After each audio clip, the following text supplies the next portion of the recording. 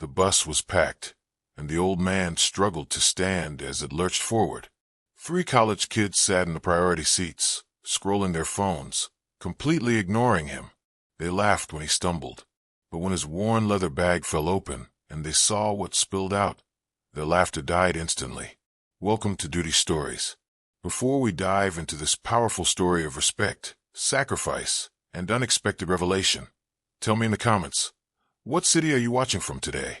And if you believe every veteran deserves our respect, hit that subscribe button. These stories need to be heard. Route 47 ran through downtown Denver every morning at exactly 7:15 a.m. It was the kind of city bus that carried a cross-section of American life. Office workers heading to downtown high-rises, students making their way to the University of Colorado campus, and senior citizens traveling to medical appointments or grocery stores. Frank Morrison had been taking this same bus route for 6 years, ever since his wife Helen passed away, and he'd had to give up driving. At 78, his reflexes weren't what they used to be, and his left leg, the one that had been shattered by shrapnel in Vietnam, made operating a car difficult on bad days. Frank always carried the same worn leather messenger bag, a relic from his days as a high school history teacher.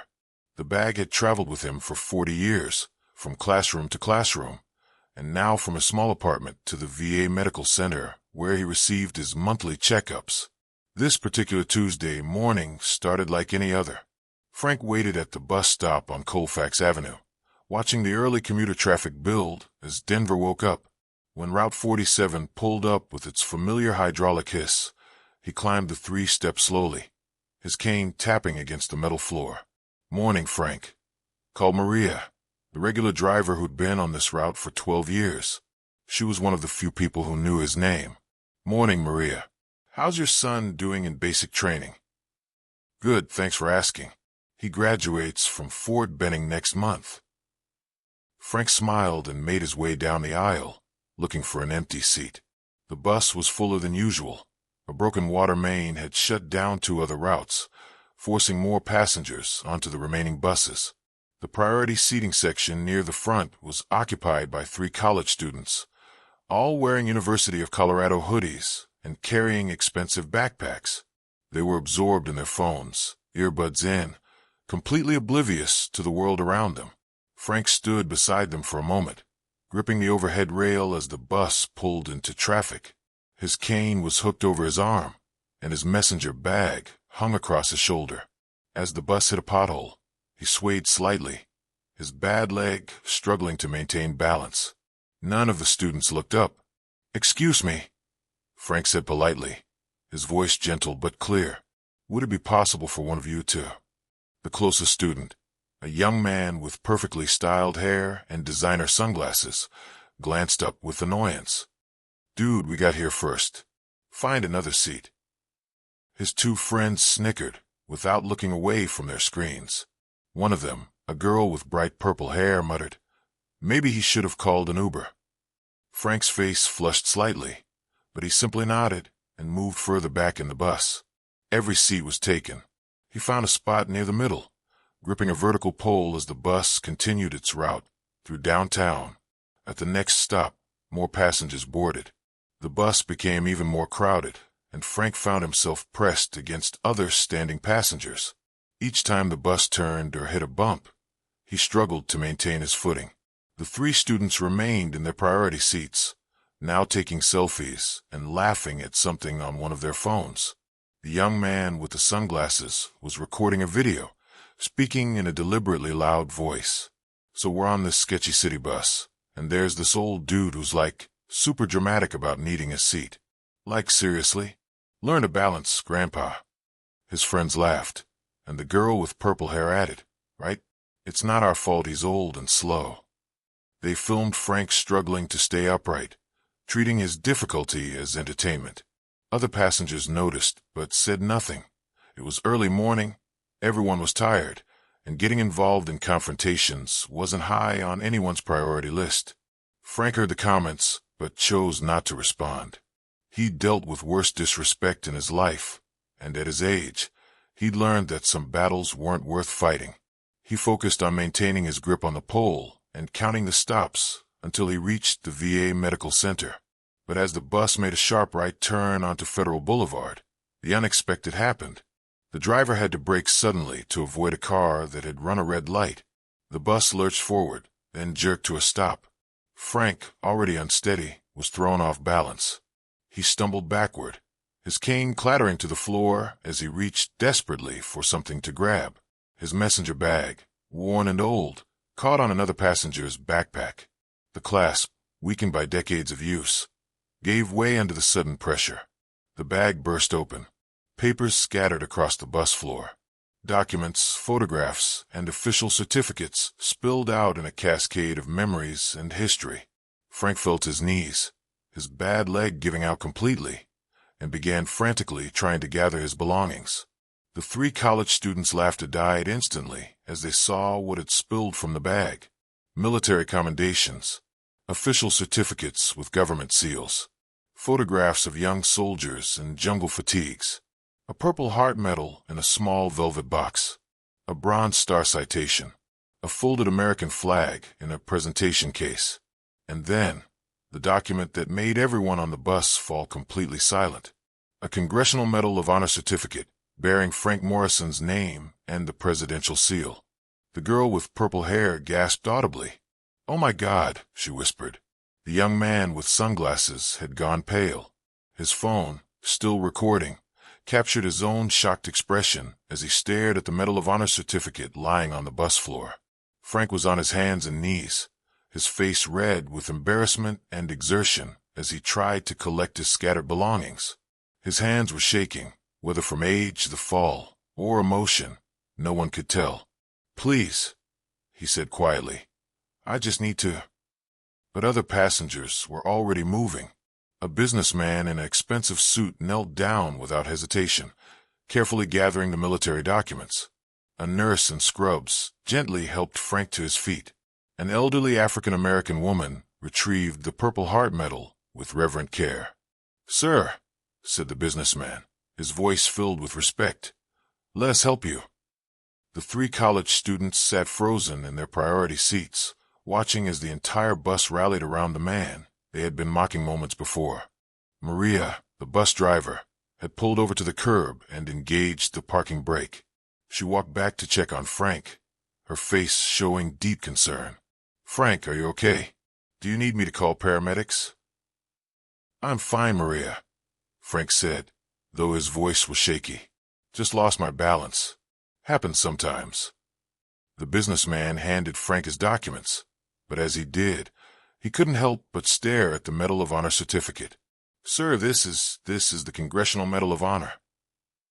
Frank took the certificate gently, his weathered hands treating it like precious glass. "Yes, it is." "What did you do?" the businessman asked quietly. "I mean, if you don't mind me asking." Frank was quiet for a moment, looking down at the certificate. The entire bus had gone silent, everyone listening. "Vietnam," Frank said simply. 1968. My unit was ambushed near Khe Sanh. We had wounded who couldn't move, and the enemy was closing in. He paused, his eyes distant with memory. "I held them off long enough for the helicopters to evacuate my men. Took some hits in the process." He gestured to his cane. "But everyone made it home." The silence on the bus was profound. Even the usual city noise seemed muted. The young man with sunglasses slowly removed his earbuds, his face a mixture of shame and awe. His 2 friends looked like they wanted to disappear into their seats. "Sir," the businessman continued, "the Medal of Honor, that's the highest military decoration in the United States. Only 3,500 people have ever received it." Frank nodded quietly. "I was lucky. Had good men with me." "Lucky." The nurse who had helped him up shook her head. "Sir, you're a living piece of American history." Frank carefully placed the certificate back in his bag, along with his other military documents. The Purple Heart medal went into its velvet box. The Bronze Star citation was folded precisely. Each item was handled with the care of someone who understood their true value. "I'm just a retired teacher," Frank said. "These things, they're from a long time ago." But the young man with sunglasses had finally found his voice. He stood up from his priority seat, his face flushed with embarrassment. "Sir," he said, his voice cracking slightly, "I'm so sorry. We didn't know. We should have given you our seats. We should have shown respect." His two friends stood as well, the girl with purple hair wiping tears from her eyes. "Please," the young man continued, "take my seat. Take all of our seats." Frank looked at the three students, seeing their genuine remorse. "It's okay," he said gently. "You didn't know." "But we should have," the girl said, her voice barely above a whisper. "Even if you weren't, even if you didn't have those medals, we should have been respectful." The businessman helped Frank to one of the priority seats, handling him with the care reserved for precious cargo. The three students moved to the back of the bus without being asked, surrendering their comfortable seats. As Frank settled into the seat, the nurse knelt beside him. "Sir, my father was in Vietnam too. 1st Infantry Division. He never talked about it much, but he always said the real heroes were the ones who didn't make it home." Frank's eyes grew misty. "Your father was right. Every name on that wall in Washington represents someone braver than me." "No, sir," said the businessman firmly. "With all due respect, you're wrong about that." The bus began moving again, but the atmosphere had completely changed. Instead of the usual morning silence of commuters lost in their own worlds, there was a sense of reverence, of community. The young man with sunglasses approached Frank hesitantly. "Sir, would you mind if I asked what unit you serve with?" "1st Cavalry Division Airmobile," Frank replied. "Alpha Company, 1st Battalion, 7th Cavalry Regiment." That's the same unit as the Battle of Ia Drang," the student said, his voice filled with awe. "We studied that in my military history class." Frank nodded. "I was there for that one too, before Khe Sanh." The girl with purple hair had moved closer as well. "Sir, I want to apologize again. My grandfather was in World War II, and he always taught me to respect veterans. I forgot his lessons today, and I'm ashamed." "Your grandfather sounds like a good man," Frank said kindly. "What unit was he with?" 82nd Airborne. He jumped at Normandy." Frank's face lit up. "The 82nd. Outstanding soldiers.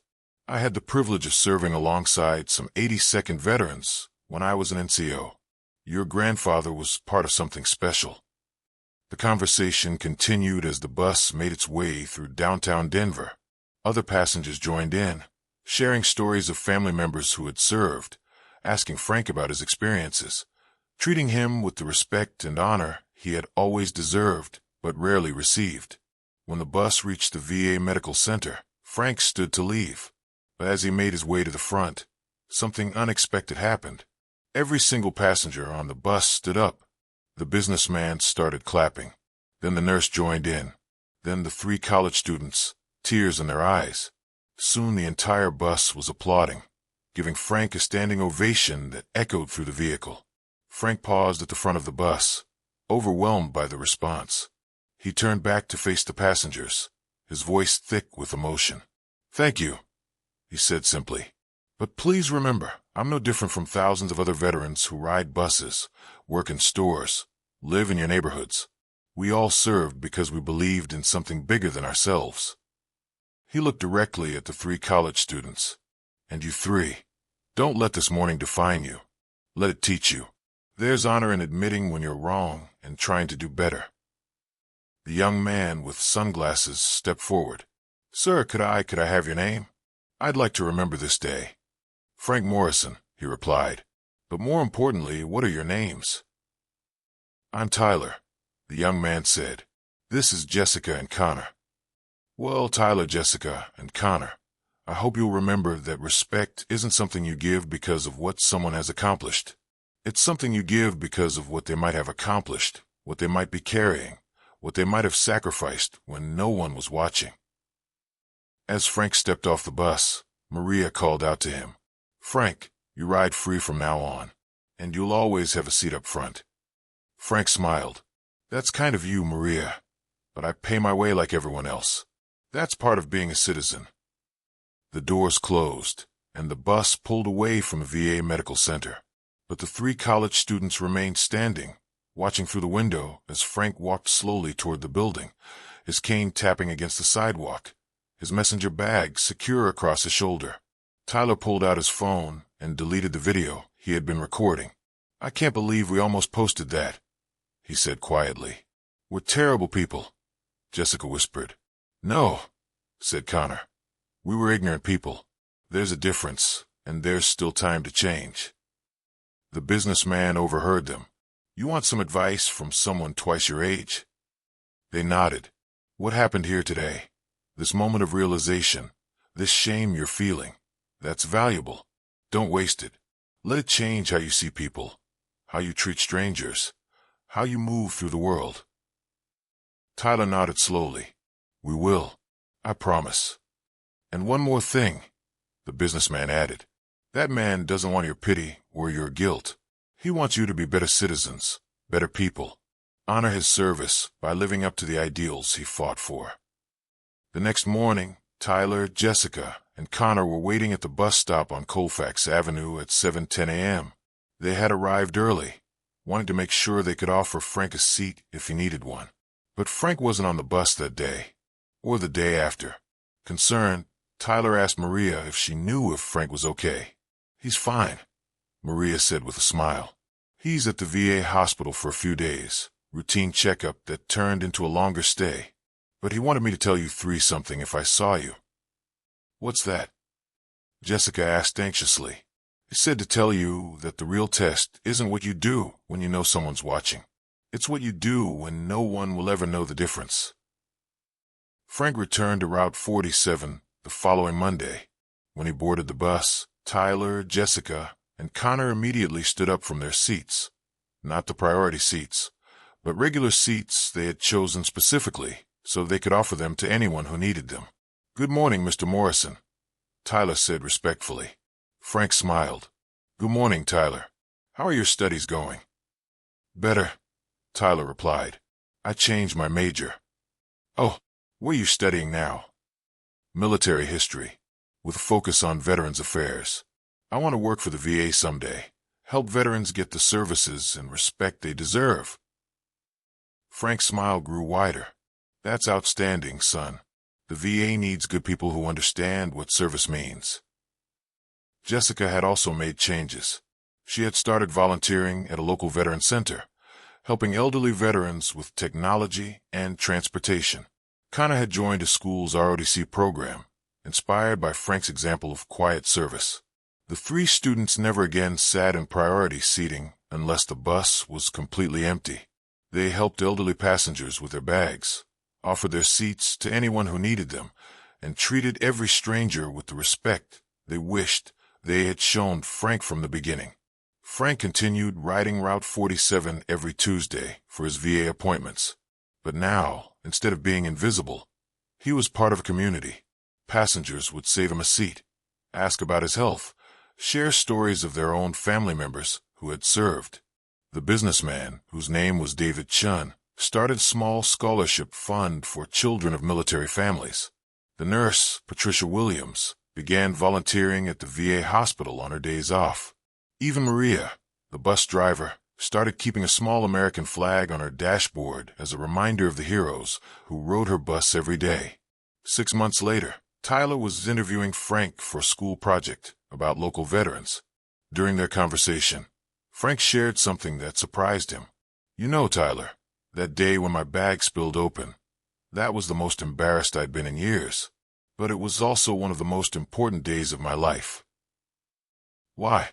Tyler asked. "Because it reminded me that my service didn't end when I left the military. Every day I have left on this earth is an opportunity to serve my community, to teach young people like you about honor and respect and citizenship." Frank paused, looking out the window of the coffee shop where they were meeting. "When I held that position at Khe Sanh, I wasn't thinking about medals or recognition. I was thinking about getting my boys home safe. And that morning on the bus, when you three realized what you had done and chose to do better, that was my boys coming home safe all over again." Tyler felt tears in his eyes. "Mr. Morrison, I need you to know, that day changed my life. Not just my major or my career plans, but who I am as a person. That's the greatest honor you could give an old soldier, Frank replied, using your life to make the world a little better than you found it. The interview became a documentary that Tyler produced for his senior project. It won awards at several film festivals and was eventually shown at VA centers across the country. But Frank never attended any of the screenings. I told my story, he explained to Tyler. Now it's your story to tell. That's how it works. Each generation passes the lessons to the next. Frank Morrison continued riding Route 47 until he passed away peacefully in his sleep at age 83.